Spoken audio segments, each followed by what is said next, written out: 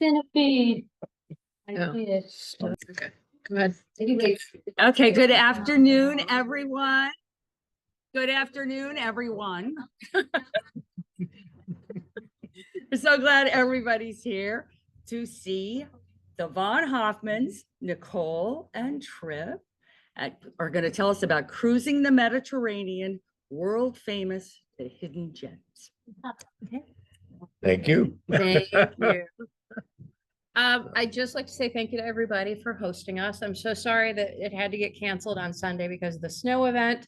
Totally understand. We did not want anybody out in the frigid cold and the slippery roads or anything, but thank you for coming today. And I'm apologizing in advance to anybody who's going to wind up watching this as the Zoom recording that we couldn't do it live. But so you don't get to ask questions in the end, but you can go ahead and email us or text us or whatever with your questions. Okay. So this is Cruising the Mediterranean. I've called it World Famous to Hidden Gems. If any of you came last year, we did a deck on, it was also cruising the Mediterranean, but it was recycling ancient civilizations. I apologize because I could not come up with nearly as effective of a topic this year, and given the places that we were visiting, but I just decided that we would do everything from what you would expect to see as you're traveling, and then the fact that we're cruising, we're living on a boat, and we're seeing things from the water, a slightly different perspective that we have as we're visiting some of these places. All right, now we got to make this work. Touch the screen. That is me. Oh. There you go. Yes, that is me. I promise that's the only shot of me doing yoga, but I was notorious for doing little yoga poses here and there, making Trip taking pictures to see if I still had it going. Oh, good question. Thank you. Yeah, so this is us. This is our boat. She's a Tiana 37 sailboat. That's us. We were lucky enough to have some new friends catch us in this. This is like my new favorite picture of us and the boat. But we live on her 9 months out of the year. She's in the Mediterranean right now. The boat is currently in Tunisia, and we spent, well, I'm going to go right into it. This is actually something, special thanks that we have to give. Some of you have heard this story. The night before we were leaving Tunisia, I managed to drop my phone, which had pretty much 99% of the pictures that we had taken this season, and it was not backed up. In the water, in the marina, some of the most disgusting water imaginable because there's no flow. What we were able to do is, so the guy with the beard and the sunglasses, that's our friend Mark. I managed to contact him and with a brilliant idea, knowing that Mohammed, who's the diver, he's one of the guys who actually works at the marina. We had him dive 12 hours later. Yep. He actually found the phone, and if you look at the picture, my phone is actually still working, even though it's been underwater in disgusting water without a case for 12 hours. And then because the postal system in Tunisia is so unreliable, Mark took it. Well, Mark took it and actually managed to get all my pictures off the phone, which was even more remarkable. And 15 or 20 minutes later, after he did that, the phone died completely. Yep. So, but then because the Tunisia postal system is completely unreliable, we had friends, also friends in the marina, Chris and Christine, who were going to France, and they were kind enough to actually take the USB stick that Mark had downloaded all the pictures to, and they mailed it from France. So it took a lot of people to actually make this presentation happen. It always does, but these are the special thanks we have this year. So you better appreciate this. Now, I always joke, I did this last year, I'm doing it again this year, alternative topics. The cats in the Mediterranean are beyond cute. This was like just a few of the pictures. I mean, it drives you crazy. They're so stinking cute. You want to adopt them everywhere you go. The one on the very end is named Stella, and she visits our boat every day in the marina from 4 to 8 p.m. And then she goes off and finds her other family. Right. It's really fun, actually. Sally, this one's for you. The food of the Med. Everywhere we went, I mean, you really make it a habit of eating local seasonal produce. The artichokes were a Venetian specialty. These particular artichokes only grow in the Venice area, and a local that we met actually brought these to us from his garden. The oranges underneath and the lemons and everything are just everywhere midsummer, everywhere you go. I think I took that picture in Croatia. And then the far end are dates. Where we are in Tunisia is actually one of the biggest producers of dates. And when we walk down the street, we are constantly stepping on them. Like they're everywhere. Yeah. So again, similar to last year, I've got the little map that shows us where we were. The stars are going to indicate the places that I'm going to cover in the talk today. So we started out in Montenegro. We sailed directly to Venice, all the way at the top. And then we came back down and did Croatia at a leisurely pace. We stopped in Montenegro again for a week, and then we sailed down and started cruising Greece. And really didn't get that far. We only covered the western part of Greece, the Ionian and the Peloponnese. And then we set sail west for Malta, which is the speck that you can't see because the star is covering it, right over where it says Mediterranean. And then we finished sailing in the boat, as I said, it is now in Monastir, Tunisia. So I've got a little video. And that shows us starting in Montenegro and going all the way up to Venice. After Venice, then we took our time coming down the coast of Croatia, in and out of the islands, and then down off the coast of Albania and started doing Greece. That's the Ionian, the Peloponnese, back and forth. And then across to Malta, and then Tunisia. So that was our season in a nutshell. Wow. By the way, if anybody's got questions, I don't really care. You can save them till the end or feel free to ask them as you go. I'm good either way. Montenegro. This is, I have to say, one of the most spectacular countries that we never anticipated visiting. We actually wintered there last year, former Yugoslavia. And this picture was actually taken atop one of the mountains, well, not even at the top, but just fair ways up in the Bay of Kotor. And it really is that spectacular, just everywhere you look. But one of the interesting things about Montenegro that nobody knows about, again, because it was former Yugoslavia, and this was one of the prime areas where naval fortifications were built. And so there are hidden submarine tunnels. You know what? I don't know if I can move this somehow. Whoops, shoot.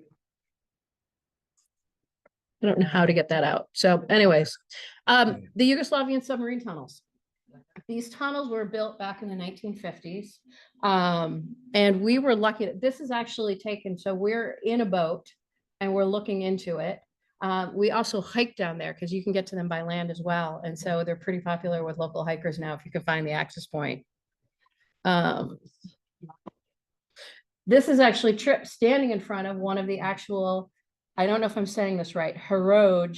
It's a diesel electric submarine that was built in the 1960s. They were actually manufactured up in Split, Croatia. And this one was 50 meters long. It would have a crew of 28 and 4 torpedo tubes. And we were particularly lucky because this sub is actually in the Naval Heritage Collection, which is a small museum in Tivat, Montenegro, which is like our boat was just steps from this place. So it's located right in the marina. So we walked by this place on a daily basis. And we actually did manage to go inside. There weren't really good photos worth taking because everything was so cramped, but it's really amazing that they were able to preserve these. Scary This is a little video. So you can just see what the tunnels look like. Now, these racks with these styrofoam, these were actually made to look like rocks to actually cover the openings so that any aerial flybys would not detect these as openings. They were never used. It was a time of real paranoia, but they were never used. So that's a view out. And you can see how clear the water is. I mean, people swim in there. I wouldn't, because it's kind of stagnant. There's not a lot of flow, but it is really amazing to be able to get back in there. And they're not used for anything today. Somebody had a concert at one point. Oh, you can see there's actually a tunnel there. Those are tunnels that actually go out like into the hillside and have various openings that come out into little villages or random other spots in the countryside. And that's another shot of what those racks look like, or those nets look like. So that's actually styrofoam, but it was made to look like rock to cover the opening so that enemies that were flying over in planes couldn't see the openings to these. Now, supposedly, I don't know if this is true, but we heard the story twice. The submarine that I showed you a picture of, in the 1990s, when NATO was bombing, that submarine was actually moved around the corner of the bay to Kotor, because Kotor is a UNESCO World Heritage Site. And what they did was they sunk the submarine right in the Bay of Kotor, knowing that odds are NATO would not bomb a UNESCO World Heritage Site. And they let the submarine sit there until the war was over. I don't know if that's true, but it was a good story. All right, on to Venice. So this is probably the classic picture and the classic thing that everybody thinks of. You've got the canals, you've got the fancy gondolas. No, we did not take one. We couldn't bring ourselves to. The cool thing is, this is actually the modern day transportation. These are called vaporettos, and this is the equivalent of the bus system in Venice. So it would be like going into New York City and taking the MTA.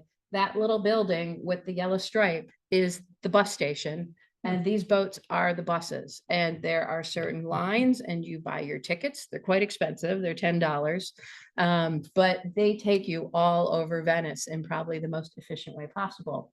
And the reason I bring this up is, aside from like the really cool, beautiful, spectacular part of Venice, one of the other islands in the chain that we got to go to was Burano. And Burano has been classified as one of the 10 most colorful cities in the world. And it's actually an island outside of Venice, but still in the archipelago of the islands that are behind the wall. And legend goes is that these houses are all painted a different color because once upon a time, this was a fishing village. I think it's a population of only 4,000 people, so relatively small place. In the fog, when fishermen had a hard time finding their way home, everything was so brightly painted, they knew how to get home and which place was theirs. Today, because of the bureaucracy, apparently you have to either apply and the government will tell you when and what color you will paint your house. It's an incredible treasure, but everything is very carefully dictated these days. And just another shot. Verano, by the way, a lot of people might be familiar with Murano, which is familiar for Murano glass.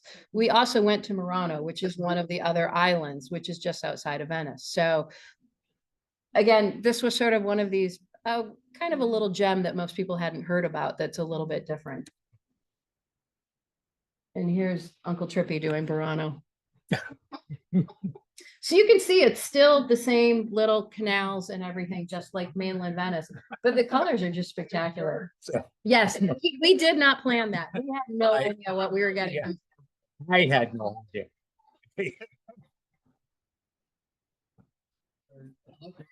There you go. There you go. There you go.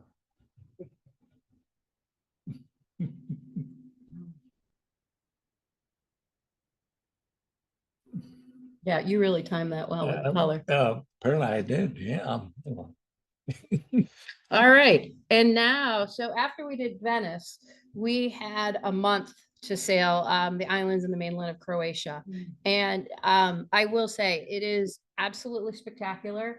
I would not recommend going in the months of July and August because it is ungodly hot and it is ungodly crowded. But It's kind of like the coastline of Maine, a lot of rocky crags, a lot of pine trees. It's just startlingly beautiful. But one of the things that we did not expect to see when we got to Croatia was a Roman amphitheater. So the northern part of Croatia, which is referred to as Istria, is kind of like an offshoot of Italy. You think you're walking through small Venetian towns, and this amphitheater is one of the 6th best preserved amphitheaters in the world. It is a Roman amphitheater. It was built in between 27 BC and 68 AD. It's actually got, it looks like only 3 sides that you're looking at. It does have 4 sides, but it was also built into the side of a hill. It's the 6th largest out of all of the ones that still remain in the world. It seated 26,000 spectators. Now, the Roman Colosseum actually was much bigger. It seated, I believe, 50,000, but the condition, if anybody's ever been to Rome, it's a beautiful amphitheater. The Colosseum is in the middle of town. It's remarkable, but it is falling apart and it's overrun by tourists. Here, you can see there are not many people walking through, and this was your average day in Pula. These are some of the amphora that they had recovered underneath. So these are the vessels that were used to store anything from olive oil to wine. And the coolest thing about this was we got to anchor right underneath it at night. So again, the perspective of us being there by water, it was a full moon while we were there, and we just got to sit and enjoy the view from our cockpit in between rainstorms. And you can just see, these are just a collection of the shots. But the preservation is absolutely remarkable. And I will say Croatia has done an incredible job of funding the restoration of these sites.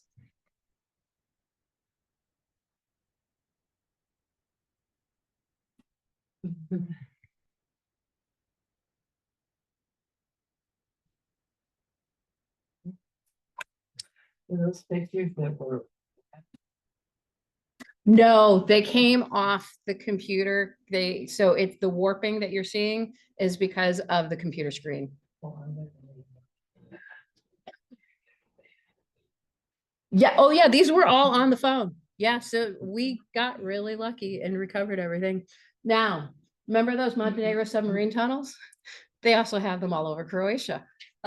And it was wild because we were pretty much every day we would pick a different location that we're going to go visit, and we'd study the charts and we'd decide how far we wanted to get. And then based on what the wind and the current and everything we're doing, we'd make a decision in terms of what looked like a likely spot to stop for the night. And so we had read on one of the sites that we knew about that there were these submarine tunnels down there. Well, unfortunately, everybody else had read the same thing. So, and our whole thing too is we really like to sail, which means we don't tend to get going until 10 or 11 in the morning because the wind doesn't tend to come up until noon. Whereas other people who are willing to motor get up first thing in the morning. And yes, they snag all the good spots because I can't imagine being to tie off outside one of these places. That was us we took a drive by and we anchored probably about 200 or 300 feet away. But yeah, so you come across these submarine tunnels everywhere. It's kind of wild. Now on to Greece. This shot was actually taken in a place called Laka Bay, and Laka is truly that spectacularly colorful of water. That is the actual color of the water. Yeah. It's amazing. So, what you learn to do is, because we're cruisers and there is a specific season when people are going, you pay attention to the charter season, the charter boats. And these are the people who are coming and renting boats because they all show up on Friday and they leave on Saturday. So Saturday and Sunday are when all these anchorages get busy. So you come in on Wednesday or Thursday and you pick a spot. And then you get to enjoy it to yourself. And then you decide if you want to stay and see all the craziness around you, or if you want to leave and go somewhere a little bit more secluded. So we were lucky because when we came in, there were only about 12 boats and we got a prime spot. And by the time we left, there were about 70 boats in the same harbor. And they packed them in. But I wanted to give a shout out to a particular book that we were using this season called In the Wake of the Gods. Sam Jefferson, we had learned about this. He's a fellow cruiser, he's a Brit.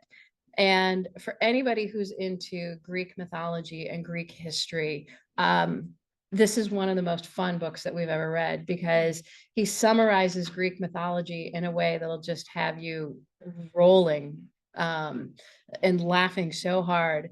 But what's cool about this book in particular is it's sorted geographically. So as we're cruising along, we could pick an island that we were going to, or a particular harbor we were going to, and then we could read what he had to say about it.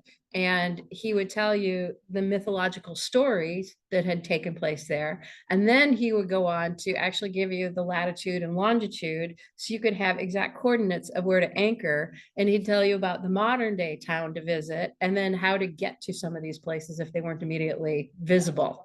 So yeah, I mean, such a fun, just a really talented writer.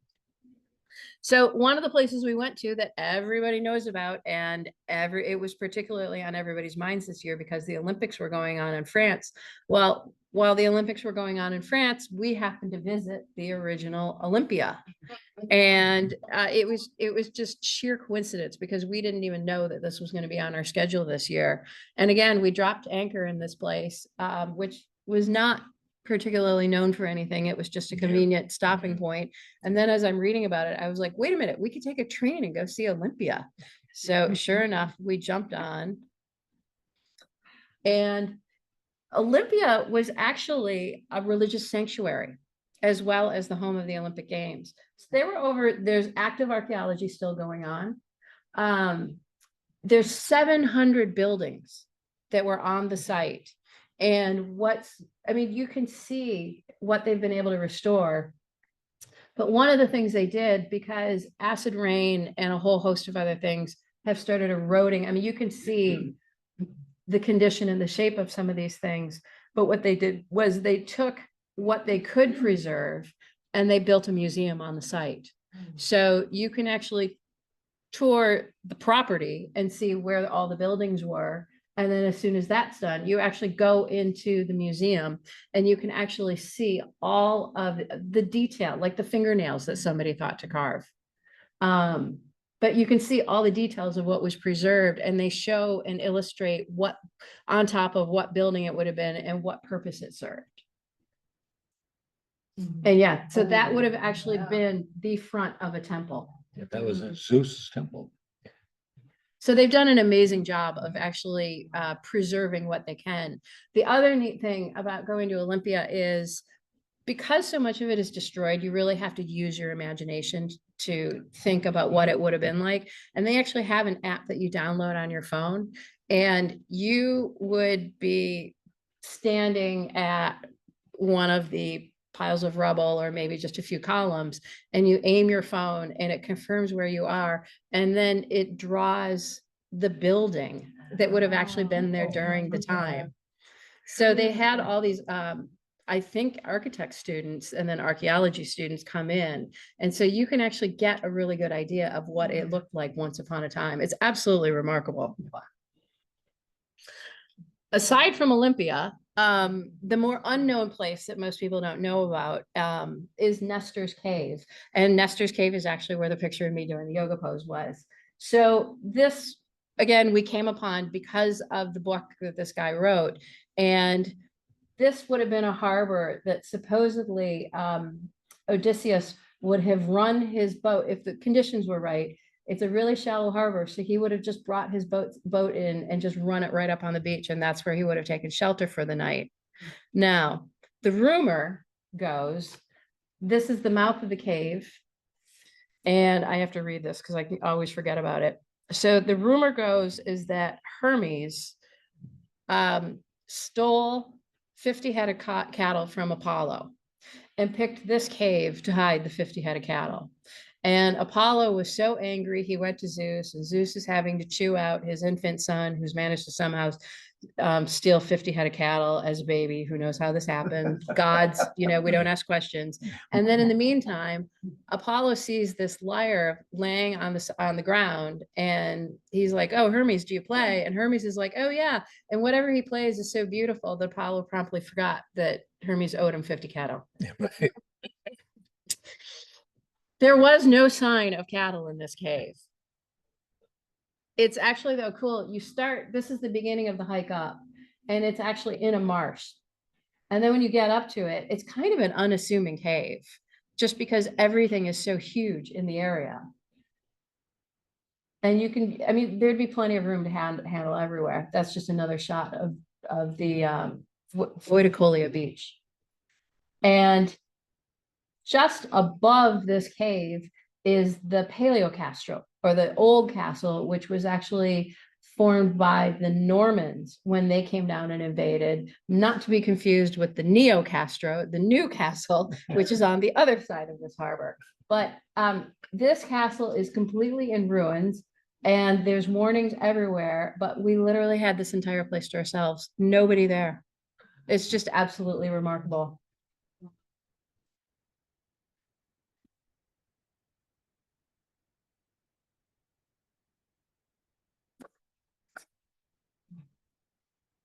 Overlooking yeah. the water and a great place to share a nice drink. Yep. While you watch the sun go down.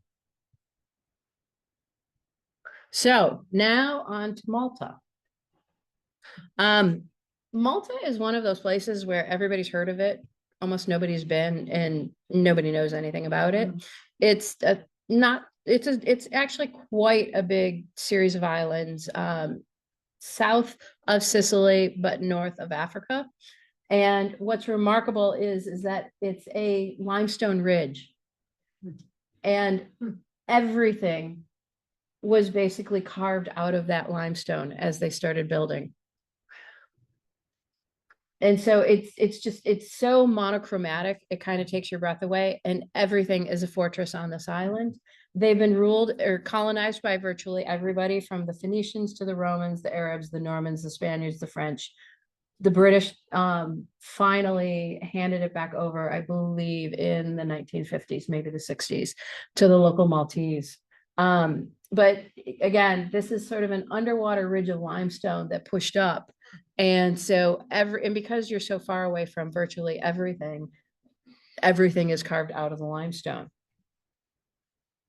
Malta is a country. Malta is its own country, and it is part of the EU. Yeah. It's 3 islands. The biggest, the southernmost island is actually called Malta. And then there's the smallest island is Camino, that's just north of Malta. And then north of that is Gozo, which is the medium size. But it's all 3 islands or one country, Malta. So I did these side-by-side shots just to show you. So the far one is Trip standing in front of the wall of a fortress. I did not have a limestone shirt to wear for this. He had to stand out in the Right. photos. But you can see how rough the limestone is in terms of carving the fortress walls. They left it as basic as what they needed it to be, particularly because that wall went up hundreds of feet. And yet at the same time, a 10-minute walk away, you can see all the same limestone and how refined it is in these little villages. Built. There were some that may have been carved, like some of the fortresses out at the edges, but by the time you get into some of those little alleyways, yeah, it's basically limestone, not bricks, but blocks that they would have used to have built them. And Malta is particularly interesting because there's a huge Baroque influence in the architecture on the island. So you'll have these really stark fortresses. And I think there's 16 of them on the island. I'll show you the why, but in the meantime, then you've got these incredibly ornate Baroque buildings. And one of the things that we fell in love with, it's one of the few pops of color, are these windows or these porticos, which are Muslim, and they're actually called mushrab Biha. I don't know that I'm pronouncing that right, so I'm going to apologize. But if everywhere you would go in Malta, you'd see this little pop of color, and it would all be these little porticos and windows, and they would come out from the building. Are they metal? Are they stone and painted green? I think the metal, Or wood, yeah, Or or. wood? metal or Yeah. wood. Yeah, I think the yeah. metal. No, they're definitely not stone. Yeah. And then, so this is what I'm talking about. The map, these are the charts that we use to sail, by the way. So this is the main island. Or I should say the main harbor.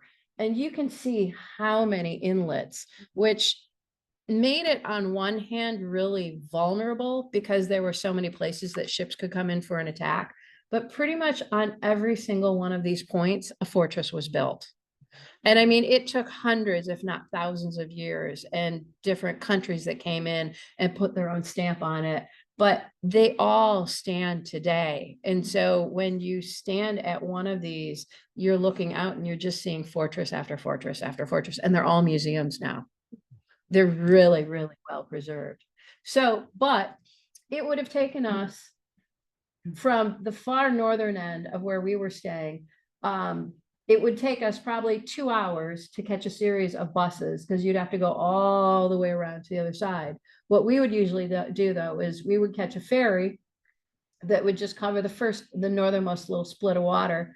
And then you could catch a bus that would take you around the lip of Valletta, which is the main city. And then you could take one of these little fishermen's boats over to the town or one of the villages like Burgoo. And so you'll see these little boats. I mean, again, A, it's an island, but B, even traveling inter-island, everything is boat because it's just faster. And again, these were the moorings where we were when we stayed there. So we're tied fore and aft. And this is the view we had. So again, you can just see the monochromatic. This is how we went to get fuel or water. Yeah, just different shots just to show. I mean, it's exquisite, and yet at the same time, it's just that all of that limestone.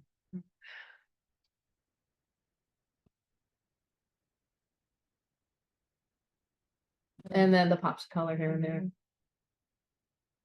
Yeah.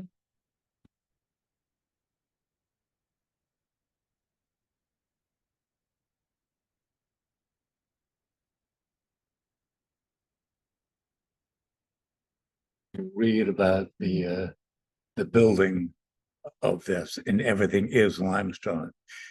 You get the feeling that the island must have been a gigantic mountain of limestone in order to supply that much. And they just kept chopping away and making blocks and building these incredible buildings.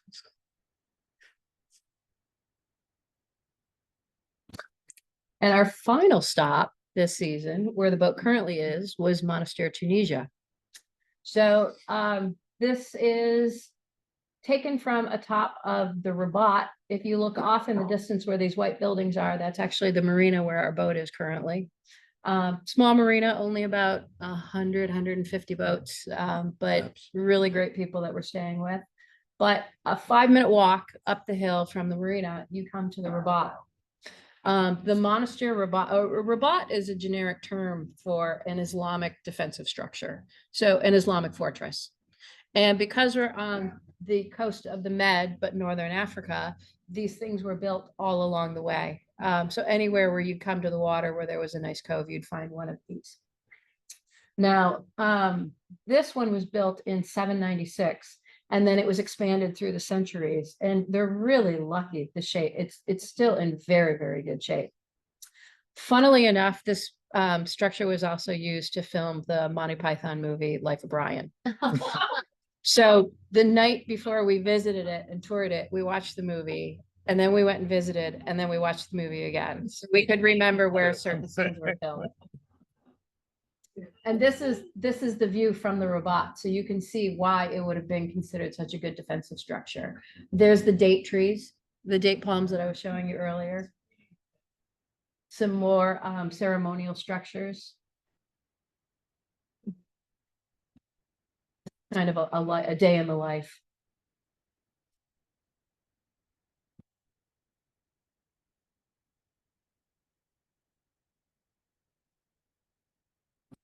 Primarily Arabic, secondarily French, because it was a French protectorate, and then English third. And of course, you can't resist the rugs.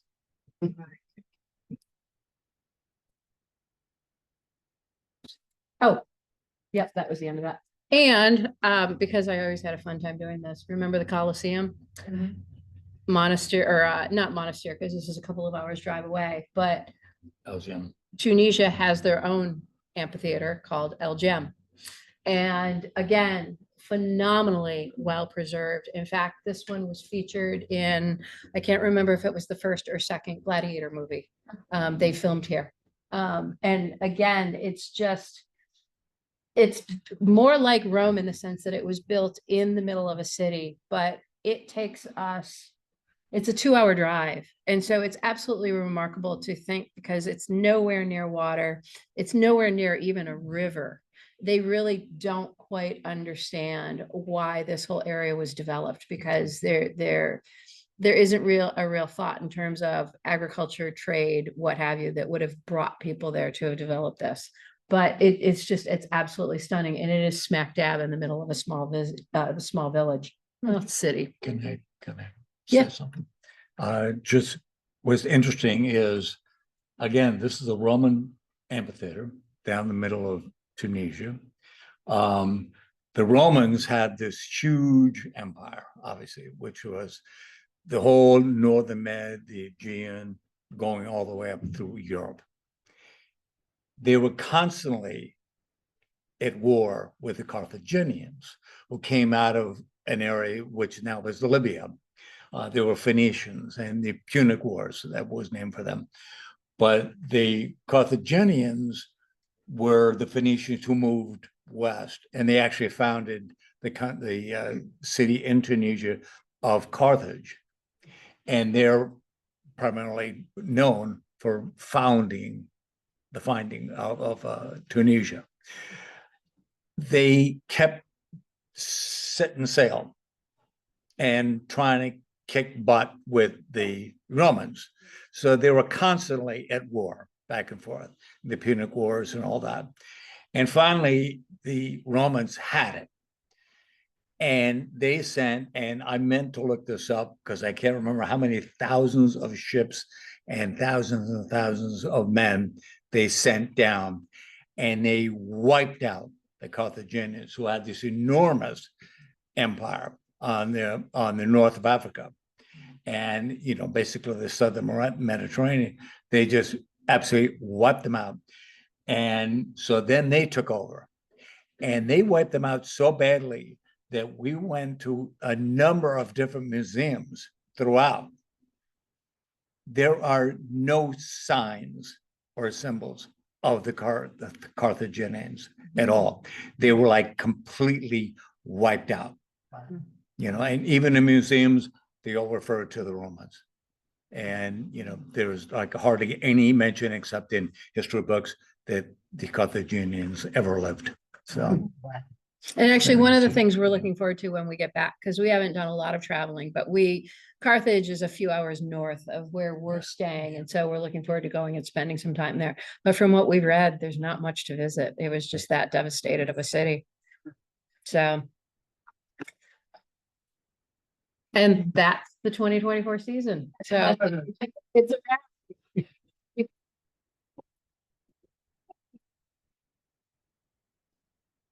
Any questions that anybody has? What's the 2025 season? So 2025 season, tentatively, we're actually going to stay in the same area. We've decided originally we were going to be heading west again, but because we saw so little of Greece, we're going to head back to Malta and spend more time in Malta. We're going to head back to Greece and go further east in Greece. If we have time, we'll even try to make it to Turkey, and then literally turn around and retrace our steps back. And we've already booked the same marina for next winter. Yeah. And in the short-term future, we are looking forward to going out into the Sahara, riding camels and camping in the desert. Yeah, like potentially in a month or two. So I've been exercising my butt for a long weeks. So Yeah, we're really looking forward to exploring Tunisia. It's a fascinating country. And the people are so welcoming. It's one of the most progressive of the Muslim countries. Unfortunately, they're kind of sliding backwards with their leadership right now, but the people are just so incredibly welcoming, and just really eager to share their country and their lives with us. So, and I have to admit, I knew, as usual, we knew nothing. We seem to wind up in these tiny little isolated countries, and we wind up learning so much every season. Yeah. A lot of meat on a stick. Meat on a stick is pretty ubiquitous, everybody, everywhere. But obviously seafood was everywhere. I'm trying to, Kaimak became my favorite, which is, it's halfway between yogurt and butter, and it's in the hills of Montenegro. And so, yeah, sour cream, butter, yogurt, like texture, flavor, and everything. And one of the things that they would put Kaimak in is they would make, I can't remember the name of it, but it was basically like grits. And so they would put this Kaimak in it, in the local cheeses. And because when we went up into the mountains, in fact, it's really interesting because when you're on the coast, everything is seafood because they're all fishermen. But when you go up into the mountains, then, it's a completely different lifestyle. And plus, this is where the Turkish had invaded. So this was actually more of a Turkish cuisine. But it was neat because there was one day we stopped at this guy's konoba, which is it's Montenegrin just for house or restaurant. His last name, believe it or not, he had a name about that long. His last name, Rambo. Yeah. But every morning he would hike down and go fishing for trout. And so you'd have trout and the cheese and lots of walnuts, lots of olives. I was really surprised at how much pasta was popular in Croatia and Montenegro. Like, you expect it when you're in Italy, but gnocchi is everywhere in the Balkans, which was really kind of interesting. I'm trying to think, when we got down to Tunisia, they love spice. Harissa is the roasted red pepper spice that will just burn your tongue, everything. And so it's actually kind of funny because when we go into restaurants, couscous is one of the main dishes. And so and they've always got it loaded with vegetables and then meat of choice. And they always ask you how spicy you want it. And my response is also white person spicy. But I'm trying to think of what else. Yeah, it's just been fun everywhere. And open air markets everywhere you go. So it's a matter of sometimes asking because you have no idea what you're looking at or how to use it. And that's one of the things that I'm kind of eager to get back and sort of figure out. White pomegranates, that was one of the new things. Yeah, white pomegranates. Yeah. Yeah. What do you do for money? Get local currency wherever you go. That if you use a credit card. Both. I mean, everywhere, with the exception of Tunisia, everywhere we were this year took the euro. And so you literally just walk up to an ATM and plug your Chase or Bank of America or whatever credit card in and take out your euros. There are still local exchange places where you can trade in cash. But it's pretty easy. Tunisia has what's called a closed currency system. So they go by the dinar and it's only used in Tunisia. But again, ATMs, it's scary easy how simple it is to find, to get money. And the other thing we always do is we always get a SIM card for our telephones, because using your phone internationally can get really expensive, especially for the amount of time that we're gone. And so what we do is we go, and a lot of people don't have these anymore, but there's a slot in your phone where you can plug in a tiny little SIM card, and that gives you local data. So usually the first thing we're doing in a place is looking for money, clearing in with the officials, and then getting a SIM card for our phones. Yep. Anybody else? All right. Oh. eSIM. Interesting Yeah. that you say that, because after the drama of my phone disappearing in the water, when we came back, I actually went to the iPhone store, the Apple store at Short Hills Mall. And I don't remember which phone I bought, but I brought it home and I was like, I should probably look online because this is a different phone than what I've had and I might want to just get familiar. And the first thing it says is, oh, users will be surprised to see it's only got eSIMs. There's no outlet. I had to take that phone back and I had to go back 3 phone versions to actually get a phone that had a physical slot. It's really becoming an issue. Because most of the countries that we sail to, they don't use the e-card. Well, they do, but they're So, expensive. Or They're they're extremely expensive. expensive. Yeah. Some don't, but when you do find one, they're very expensive. So we have to have one that, that you can drop these into. But We go through a lot of data between weather reports, maps, more maps, and just playing tourist and everything.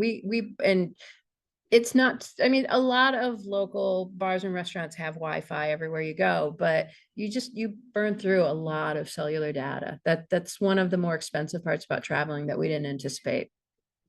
Yeah. Back up here. To the cloud. I am not, so do it yes. now. I used to work in computer security. I hate the cloud. However, there's nothing that I really should be concerned about for my photos. So yes, everything is backed up to the cloud now. And actually, the other thing I discovered that was pretty cool was I found a dongle that I can plug into the phone. I can back up straight from the phone to a USB key. So that was my other, I've learned so many tricks after this whole experience.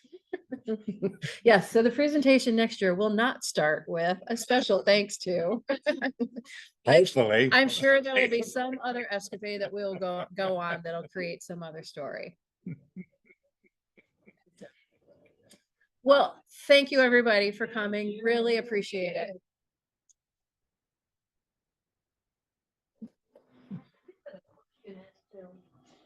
Friends who wanted to be here but couldn't. And they wondered, did you know